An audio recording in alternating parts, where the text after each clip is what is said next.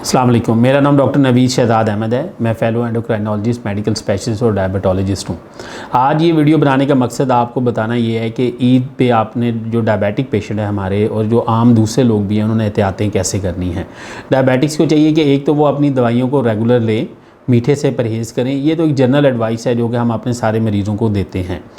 अहम चीज़ ये होती है कि लोग अपनी दवाई नहीं लेते या कहते हैं कि चलें आज का दिन हम चीट डे बना लेते हैं और साथ में जो है हम चीज़ें खा लेते हैं और फिर हम इंसुलिन के यूनिट ज़्यादा लगा रहे हैं या मैं गोली 2 से 3 टाइम खा लूँगा या खा लूँगी तो उससे मेरी शुगर्स बेहतर हो जाएंगी।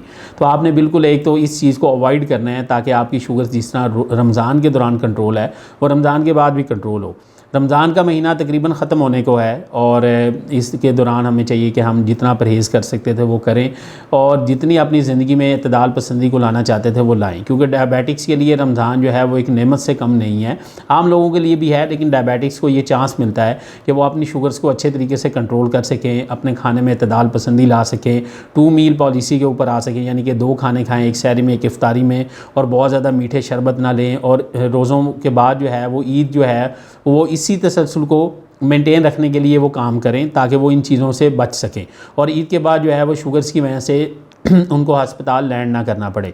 हमारे यहाँ ईद के बाद जो ईद के पहले दिन, दूसरे दिन, तीसरे दिन हमारे पास अस्पतालों में डायबिटिक मरीज़ों का बहुत ज़्यादा रश होना शुरू हो जाता है। किसी की शुगर्स हाई होती हैं, किसी को पेट में दर्द होता है, किसी को उल्टियाँ आनी शुरू होती हैं, किसी को बेहोशी हो सकती है।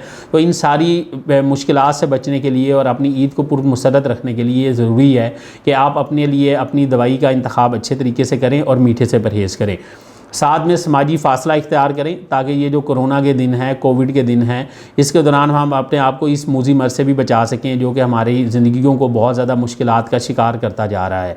और वैक्सीनेशन जिन लोगों ने नहीं करवाई वो अपनी वैक्सीनेशन भी करवाएं। जो अब तो गवर्नमेंट ने 40+ लोगों के लिए भी वैक्सीनेशन का आगाज़ कर दिया है। आप अगर हेल्थ केयर वर्कर हैं तो फ़ौरी तौर पर अपनी वैक्सीनेशन करवाएँ और अपने आप को इस मूजी मर्ज़ से बचाने में अपना भी किरदार अदा करें। जहाँ पर हुकूमत हमें बता रही है कि हमने SOPs पे अमल करना है, हमें चाहिए कि हम घर में ईद मिलन पार्टियाँ कम करें, समाजी फ़ासले के साथ एक दूसरे को मिलें और ईद की नमाज़ भी समाजी फ़ासले के साथ पढ़ें। ठीक है, उम्मीद है ये वीडियो आपके लिए जो है वो मालूमात में इजाफ़े का बाइस बनेगी। शुक्रिया।